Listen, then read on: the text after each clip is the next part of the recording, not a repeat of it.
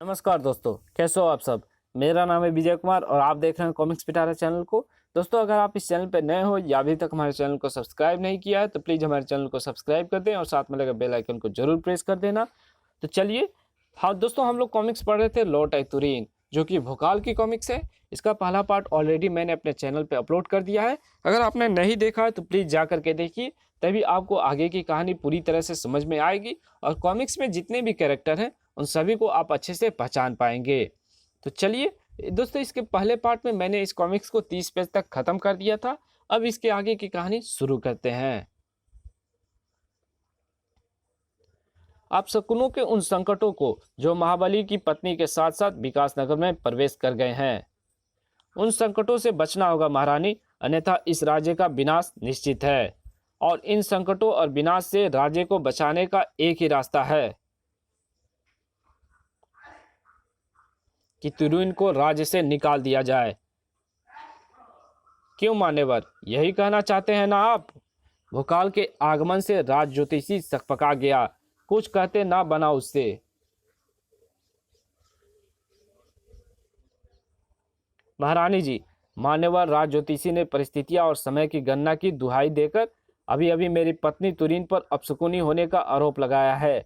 वो अनर्गल बातों के सिवा कुछ नहीं। अपने शब्दों पर लगाम लगाइए महाबली। आप मेरा अपमान कर रहे हैं। अभी अभी आप मेरी पत्नी का अपमान कर रहे थे। वो तकरार बढ़ पाती उससे पहले ही रानी मोहिनी बीच में आ गई।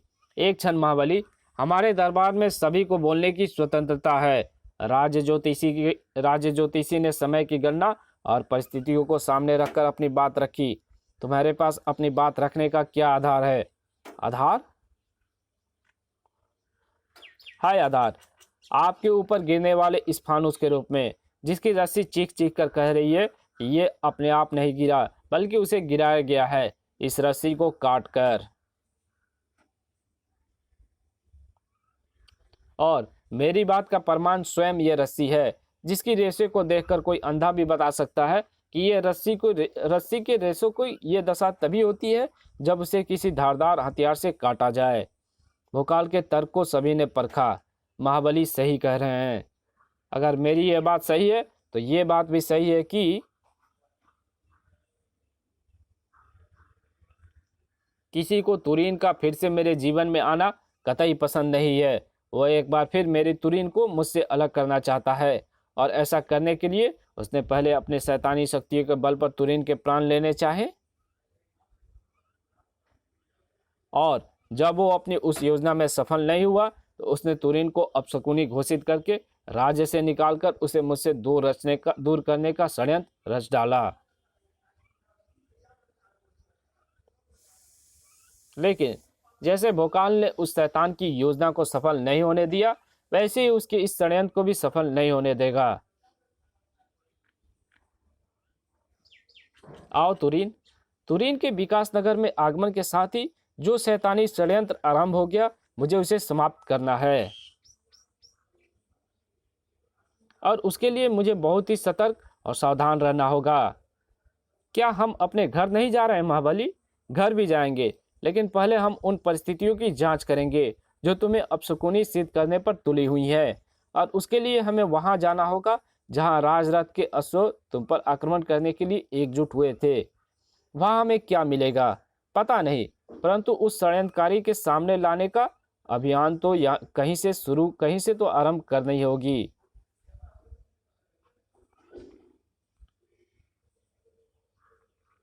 यही वो स्थान है। प्रत्यक्षदर्शियों के अनुसार जिस समय राजरथ के अश्वों ने इकट्ठे होकर शैतानी रूप धारण किया था, उससे एक क्षण पहले कहीं से कुछ विचित्र सी काली किरणें आकर उन अश्वों से टकराई थी। अगर हम ये पता कर सके कि वे किरणें कहाँ से आई थी तो शायद हमारा काम बन सकता है। यहाँ उपस्थित प्रत्यक्षदर्शियों ने उन किरणों को देखा। इसका अर्थ तो यही हुआ कि वे किरणें यहीं कहीं आसपास से छोड़ी गई थी। और चूंकि उन किरणों को छोड़ने वाले को किसी ने नहीं देखा, इसलिए निश्चय ही उन किरणों को फेंकने वाला यहाँ आसपास ही कहीं छिपा हुआ था। तुमने ठीक कहा तुरीन, और यहाँ आसपास छिपने की एक ही जगह दिखाई दे रही है।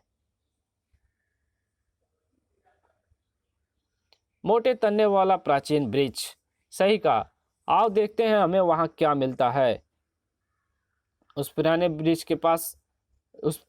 के पास कुछ ढूंढने के लिए तुरीन और भोकाल पूरी जी जान से जुट गए। जल्दी उन्हें सफलता भी मिली। ये क्या है? छोटा घुंघरू, शायद किसी की पाजेब का।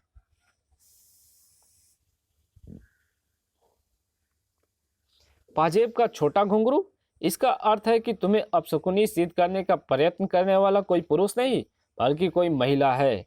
इस घुंघरू का किसी महिला के पाजेब से टूटकर यहाँ गिरना संयोग भी हो सकता है। इस घुंघरू को ध्यान से देखो तुरीन। इसकी विशेष बनावट और इस पर की गई अत्यधिक बारीक नक्काशी इस बात का प्रमाण है कि यह घुंघरू किसी साधारण पाजेब का नहीं हो सकता। इसे तो वही महिला पहन सकती है जिसका संबंध किसी उच्च कुल के घराने से या राज परिवार से हो। सही कहा, लेकिन क्या यह घुंघरू हमें आगे बढ़ने का कोई रास्ता दिखा सकता है? जब यह मिला है तो आगे बढ़ने का रास्ता भी मिलेगा, जरूर मिलेगा। परंतु फिलहाल तो समय है अपने घर वापस लौटने का। बहुत चालाक और तेज हो महाबली, परंतु ना मुझसे अधिक चालाक हो और ना मेरे शक्तियों से अधिक तेज। इधर षड्यंत्र के जालों को और अधिक फैलाया जा रहा था तो इधर और अधिक खुशियां मनाई जा रही थी। स्वागत है तुरीन बहन।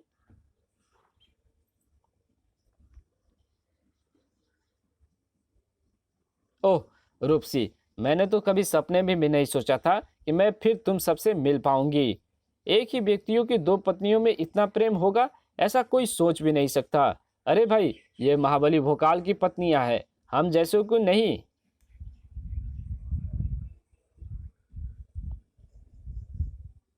भोकाल की तीसरी पत्नी कहा थी, सलोनी बहन कहाँ है? वो मेरे स्वागत के लिए नहीं आई। सलोनी को भी यही होना चाहिए। मैं देखता हूँ कहाँ है वो। सलोनी का यहाँ ना होने का सीधा सा अर्थ है कि उसे तुरीन का यहाँ आना अच्छा नहीं लगा।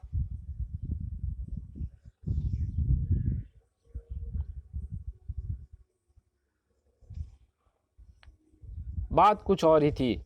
तुरीन बहन के आगमन से बहुत प्रसन्न हूँ मैंने तुरीन की सुख शांति के लिए व्रत रखा है।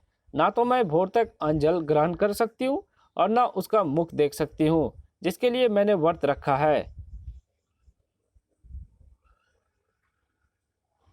आप तुरीन बहन को सारी बात बताकर उनसे कहना कि कल भोर के सूर्य की पहली किरण के साथ ही मैं उनके समक्ष उपस्थित होंगी और उनका स्वागत करूंगी। ठीक है, मैं तुरीन के पास पहुंचता हूं। भोकाल से पहले भी कोई तुरीन तक पहुंचना चाहता था। ये बाण तुरीन जिसका निशाना थी। ओह, लेकिन तुरीन इतनी आसानी से निशाना बन जाने वाली कहाँ थी? पर क्या मालूम था, तुरीन को तो वो बाण उसे निशाना बनाने ही आया था। ओह, लक्ष्य भेदी बाण। और इसका लक्ष्य मैं ही हूँ, परंतु इसके वश में नहीं है कि ये मुझे अपना लक्ष्य बना सके। बड़ाम! बाण के प्रभाव से टूटी उस दीवार ने तुरीन को फंसा लिया। अब तुरीन को उस बाण से बचना मुश्किल था जो उसे अपना लक्ष्य बनाने आया था। लेकिन लक्ष्य बना नहीं पाया। जकड़ा गया वो उन हाथों ने जो महाबली भोकाल के हाथ कहलाते थे। सही समय पर पहुंचा मैं। ओह, ये बाण मेरे हाथों से छूटने के लिए मचल रहा है। इसका अर्थ है कि ये लक्ष्य भेदी बाण है और ऐसा बाण जब तक अपने लक्ष्य को नहीं भेद देते तब तक शांत नहीं होते। ये लौट लौट कर अपने लक्ष्य को भेदने का प्रयास करते हैं। अगर ये बाण मेरे हाथों से छूट गया तो ये भी ऐसा ही करेगा। इसलिए मुझे इसे पकड़े रहना है। परंतु कब तक? नष्ट ना किए जाने वाले इस बाण को मैं कब तक पकड़े रखूंगा? कभी ना कभी तो मुझे इसे छोड़ना ही होगा। और जैसे ही मैंने इसे छोड़ा ये तुरीन को अपना निशाना बना लेगा। तो फिर क्या करूं? इससे तुरीन को कैसे बचाऊं?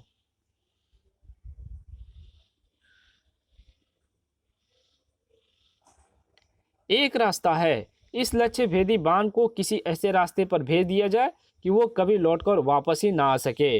और ऐसा रास्ता है पाताल लोक। और इस लक्ष्य भेदी बाण को पाताल लोक भेजने के लिए मुझे अधिक परिश्रम नहीं करना होगा। मात्र इसका मुंह पृथ्वी की तरफ करके इसे छोड़ना होगा। बाकी का काम अपने आप हो जाएगा। बड़ाक! जमीन को फोड़ने के साथ ही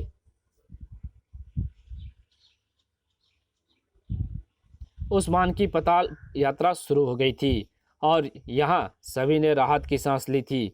आप सही समय पर आ गए महाबली, वरना उस लक्ष्य भेदी बाण ने तुरीन बहन का पता नहीं क्या हाल किया होता। वो लक्ष्य भेदी बाण यहाँ आया कैसे? किसने चलाया उसे? खोज की गई, लेकिन कहीं कुछ नहीं मिला। आपके भवन के दूर दूर तक किसी के भी होने के कोई प्रमाण नहीं मिले हैं। इस बात से साफ है महाबली कि उस लक्ष्य भेदी बाण को छोड़ने वाला कोई बाहर से आपके महल तक पहुंचा हो, ऐसा नहीं हो सकता।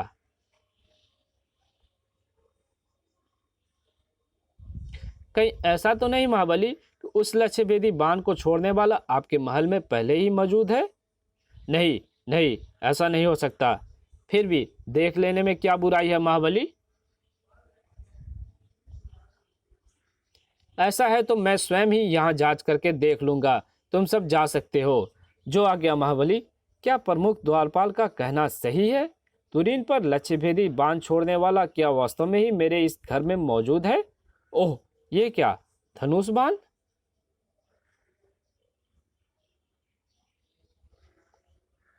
ये धनुष बाण किसका है?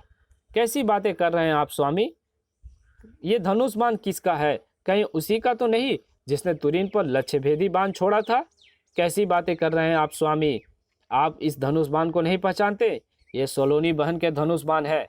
जब से वे यहाँ आई हैं तो ये धनुष बाण तो यहीं रखे रहते हैं। ओह, मैं भी कितना मूर्ख हूँ, अपनों पर ही संदेह करने लगा हूँ।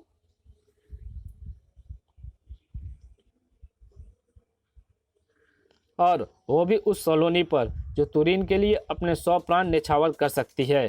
आप कृपया इस ख्याल को हृदय से निकाल दीजिए और चलकर भोजन कीजिए। मैं आपके और तुरीन बहन के लिए स्वयं अपने हाथों से भोजन तैयार किया है। रात्रि के भोजन के पश्चात समय था आमोद प्रमोद का।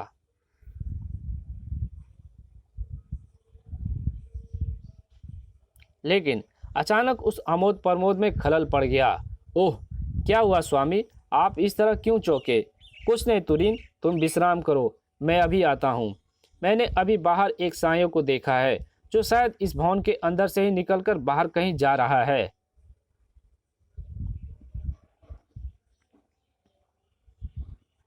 मुझे उसे पकड़ना है ताकि मैं जान सकूं कि वो कौन है। वो साया तेजी से अपने से दूर जाता दिखाई दिया। वो रहा, तेजी से शमशान की तरफ जाने वाले रास्ते की तरफ बढ़ता हुआ। लेकिन वो शायद वहां से आगे ना बढ़ पाए, क्योंकि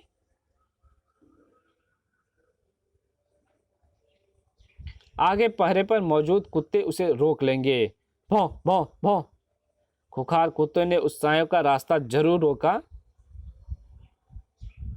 लेकिन उस सायों को उन्हें शांत करने और उन्हें अपने रास्ते से हटाने में ज्यादा देर नहीं लगी।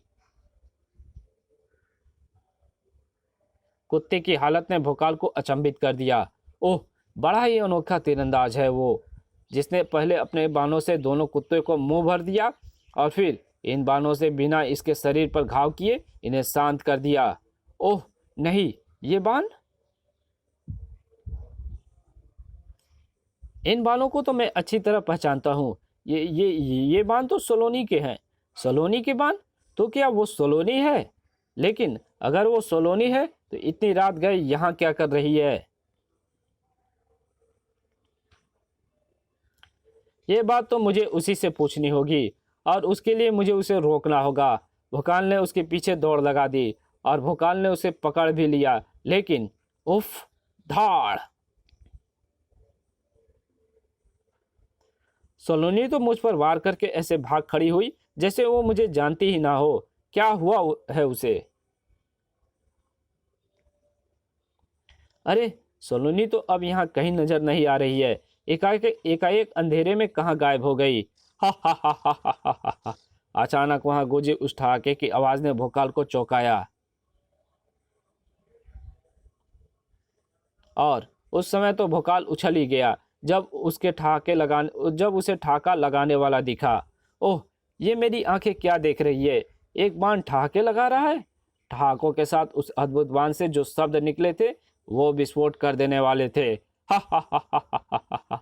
मुझे मेरी स्वामिनी ने एक स्त्री का शिकार करने के लिए पैदा किया है और उस स्त्री का नाम है तुरीन। ओह, ये रहस्यमयी बाण भी पहले वाले लक्ष्यभेदी बाण की तरह ही तुरीन का शत्रु है। इससे पहले कि ये तुरीन पर आक्रमण करने के लिए पहुंचे, मुझे इसे समाप्त करना होगा। धड़ाक! भोकाल ने उछलकर अपनी तलवार का वार उस पर कर दिया, लेकिन उसका तो बाल भी बांका नहीं हुआ। तो तू मुझे समाप्त करने आया है? नहीं कर पाएगा।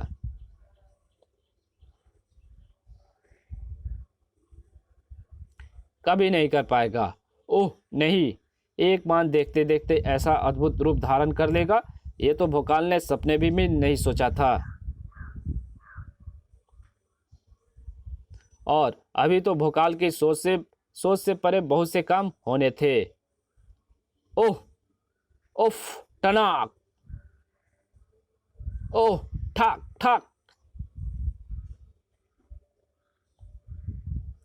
ओफ, इस भयानक बाण राक्षस ने तो मुझे बीच में बिंद कर रख दिया। हा हा हा हा हा हा हा हा हा। स्वामिनी का आदेश है कि जब तक मैं तुरीन नामक स्त्री को समाप्त नहीं कर देता तब तक मुझे रुकना नहीं है। मुझे आगे बढ़ते रहना है, हर रोकने वालों को समाप्त करके। रुकना तो तुझे पड़ेगा ही दुष्ट, क्योंकि तुझे रोकने के लिए तेरे सामने खड़ा है भोकाल।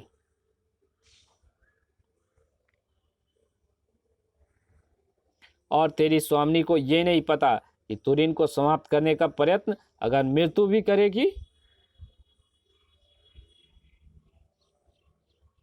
तो भोकाल के हाथों वो भी समाप्त हो जाएगी। ओह, उसने अपने हाथ के साथ साथ अपना मुंह से भी बाण उगलना आरंभ कर दिया है, और इसका हर बाण अत्यंत घातक है, इसलिए ये जितनी जल्दी समाप्त हो जाए उतना ही अच्छा है। हा हा हा हा हा हा हा हा। मेरा शरीर तेरी तरह हार्ड मांस का नहीं, काट के मजबूत बाणों से बना हुआ है, और वो भी इतने घने बाणों से कि बड़े से बड़ा धारदार हथियार उन्हें इकट्ठे ना काट पाए, जबकि मेरे बाण किसी को भी चुटकियों में काट सकते हैं। ओफ, वो सही कह रहा है।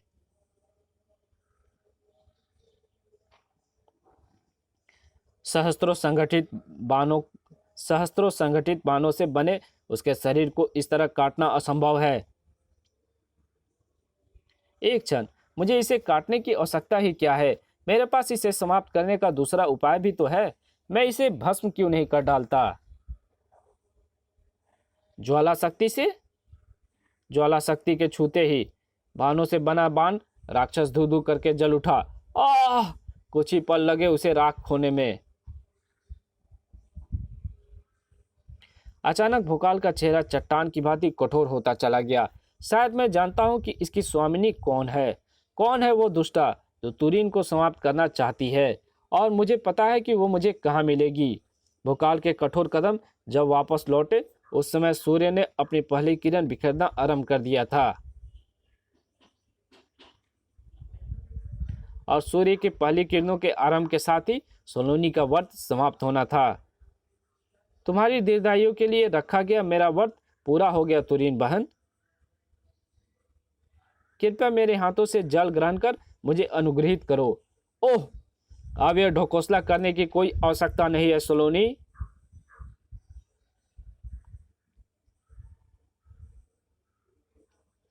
क्योंकि मैं जान चुका हूं तुम तुरीन की दीर्घायु नहीं, तत्काल मृत्यु चाहती हो।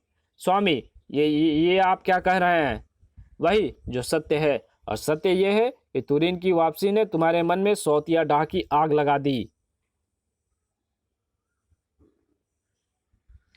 और उस आग को बुझाने के लिए तुमने तुरीन के लहू से होली खेलनी चाहिए, लेकिन अब तुम्हारी पोल खोल चुकी है। आप क्या कहना चाहते हैं स्वामी? ये अभी तक मेरी समझ में नहीं आया। भोकाल ने समझाया तो। रात्रि को मैंने क्या किया, इसके लिए मैं स्वयं चकित हूँ स्वामी, क्योंकि रात्रि को मैं अचानक निद्रा में चलने लगी थी। इसका पता तो मुझे तब लगा जब मैं एक जगह ठोकर खाकर गिरी।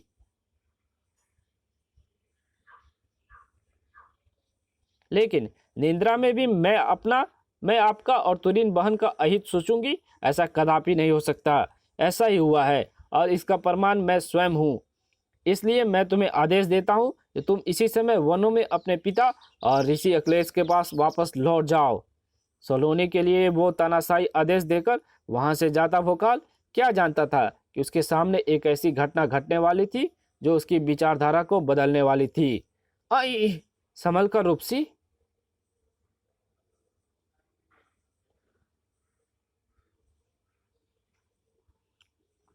ओफ, तुरीन बहन के लिए नाश्ता लाने की शीघ्रता में देरी की ठोकर। ओह, तुरीन बहन के लिए नाश्ता लाने की शीघ्रता में देरी से ठोकर लग गई। ठोकर से तुम्हारे पांव की उंगलियों में चोट लग गई है रूपसी, रक्त निकल रहा है।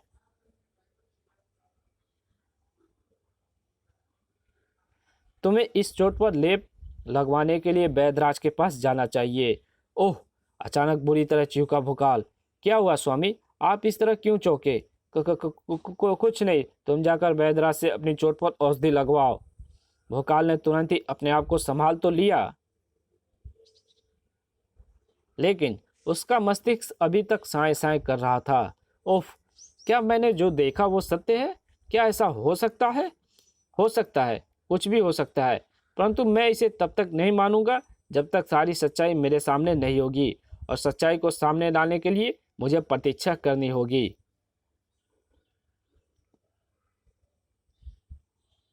रात्रि की रात के अंधकार में भी भोकाल की आंखें कुछ भी देखने के लिए सतर्क थी, और वे आंखें जो देखना चाहती थी वो दिखा भी।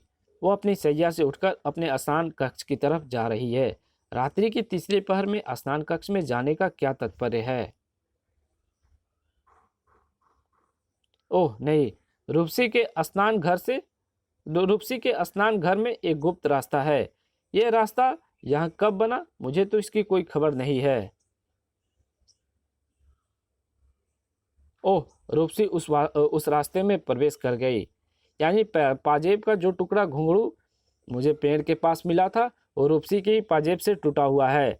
रूपसी वो महिला है जिसने तुरीन को समाप्त करने के लिए राजरथ के अश्व को शैतानी रूप दिया।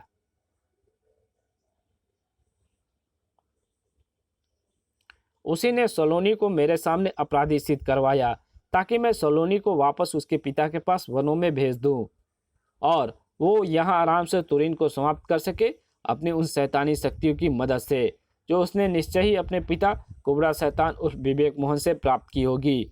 आई ओह, ये आवाज़ तो तुरीन के कक्ष की तरफ से आ रही है। यानी रूपसी उसके कक्ष में पहुंच गई है और उसने तुरीन के लिए कोई नई मुसीबत खड़ी कर दी है।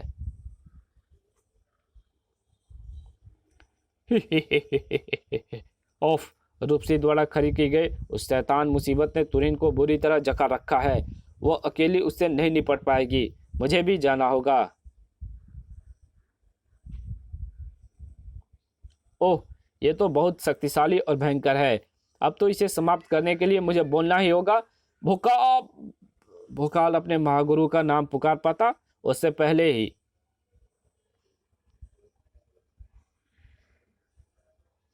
वो भी तुरीन के साथ उसी मुसीबत के शिकंजे में फंस गया। ओफ, इसने तुरीन के साथ साथ मुझे भी जकड़ लिया है, परंतु जिस तरह ये मुसीबत तुरीन के साथ व्यवहार कर रही है वैसे मुझसे नहीं कर रही। इसके व्यवहार से साफ लगता है कि ये अपने शिकंजे में फंसाकर मुझे मात्र रोके रखना चाहती है, लेकिन तुरीन को टुकड़े टुकड़े करके मार डालना चाहती है। लेकिन जो वो चाहती है उसमें वो कदापि सफल नहीं हो पाएगी। मैं उसे सफल नहीं होने दूंगा। भोकाल जिसे असफल करने में जी जान से जुटा हुआ था उसे असफल किसी और ने किया। कड़ाक, आह! भोकाल और तुरीन तुरंत ही इस मुसीबत से आजाद हो गए, और उस समय तो भोकाल और तुरीन की आंखें आश्चर्य से फट पड़ी जब सोलोनी, रूपसी, अगर तुम वहां हो रूपसी, तो फिर ये कौन है? अभी इसका रूप भी सामने आ जाता है। हमने हमें आपकी दृष्टि में खलनायिका सिद्ध करने वाली और तुरीन बहन की हत्या का प्रयत्न करने वाली ये स्त्री है पड़ोसी राज्य विवेक नगर की रानी चंद्रलता। रानी चंद्रलता राजा विवेक मोहन उर्फ कुबरा शैतान की पत्नी।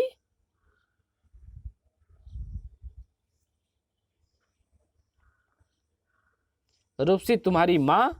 हाँ महाबली, दुर्भाग्य से ये स्त्री मेरी माँ है। जब आप मेरी पाजेब को देखकर चौंके थे, मैं तभी समझ गई थी कि कोई गड़बड़ है, क्योंकि ये पाजेब मैंने कुछ दिन पहले ही भेंट में इस स्त्री से ली थी, जो है तो मेरी माँ, परंतु इसने जो कृत्य किया है वो किसी चुड़ैल से कम नहीं है। हाँ, मैंने अपने पति कुबरा शैतान की शैतानी शक्तियों की सहायता से चुड़ैल जैसे कृत्य किए हैं, लेकिन ये सब मैंने तेरे लिए किया है पुत्री, क्योंकि मैं नहीं चाहती कि पहले से ही एक सौत को झेल रही मेरी बेटी के सिर पर एक और सौत का बोझ बढ़े। इसलिए मैंने अपने पति की शैतानी शक्तियों की सहायता से उसे तुम्हारे जीवन से सदा के लिए दूर करने की ठान ली। लेकिन जब शैतानी शक्तियाँ बेकार हो गई तो मैंने इस राज्य में मौजूद अपने गुप्तचरों की सहायता से तुरीन को अपशकुनी सिद्ध करने का षड्यंत्र रचा।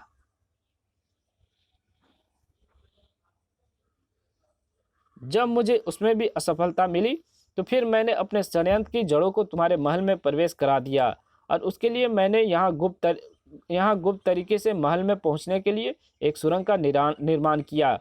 तुम्हें उस सुरंग के बारे में बताना आवश्यक था, लेकिन उस विषय में तुमने जब मुझ पर संदेह किया तो मैंने तुम्हें समझाया कि मैं तुम्हारे महाबली तुरीन और सोलोनी की दीर्घायु के लिए एक विशेष यज्ञ कर रही हूँ, और चूंकि किसी को पता लगने से इस यज्ञ का प्रताप नहीं मिलेगा, इसलिए मेरा इस तरह गुप्त तरीके से महल में आना आवश्यक है। मैं तुम्हारे परिवार की लंबी आयु के लिए गुप्त यज्ञ कर रही थी। इसी बात से प्रभावित होकर तुमने मेरी बात मान ली। रूपसी को मालूम नहीं था कि वास्तव में महल में आकर मैं तुरीन को मारने का षड्यंत्र रच रही थी। उसी षड्यंत्र के तहत मैंने सोलोनी के एक बाण में अपनी शैतानी शक्तियां भरकर उसे लक्ष्यभेदी बाण बनाया। सोलोनी को अपनी शक्ति से सम्मोहित करके उसे नींद में चलकर शमशान पहुंचने के लिए विवश किया, और फिर वहां उसके बाण में शैतानी शक्तियां भरकर उसे बाण राक्षस का रूप दिया। सोलोनी को लक्ष्य बनाकर सोलोनी को भी महाबली के जीवन से निकालने का मेरा उद्देश्य था कि जब मैं तुरीन को समाप्त कर दूं तो एकमात्र मेरी पुत्री ही महाबली की पत्नी कहलाए। इसने जो पाप किया है महाबली, उसका आप इसे जो चाहे दंड दे सकते हैं। इसका तो एक ही दंड है रूपसी, इसे अपने किए पर पश्चाताप करने के लिए जीवित छोड़ दिया जाए। इसी के साथ ये कहानी यहीं पे ख़त्म होती है। मिलेंगे एक और नई कॉमिक्स में, तब तक के लिए बाय। और वीडियो अगर आपको अच्छी लगी हो तो इस वीडियो को लाइक कर देना और कमेंट कर देना। चैनल पर नए हो तो प्लीज़ सब्सक्राइब कर देना।